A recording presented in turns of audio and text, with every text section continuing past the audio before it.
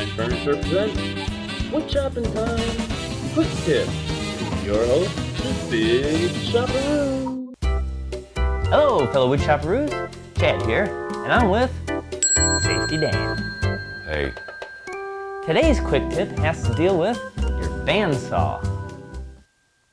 If you want to cut small pieces with the bandsaw, you run the risk of the small piece falling down through the throat of the saw.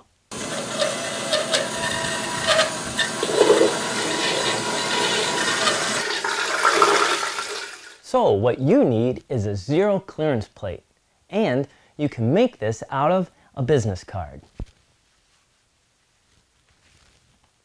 Oh man, where's a business card?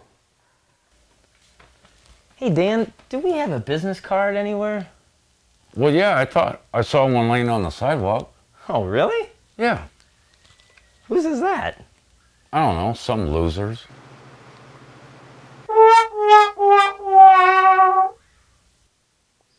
So cut a slot into the business card and then just tape it.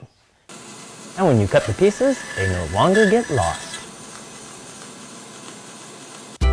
Well, that's our tip for this week.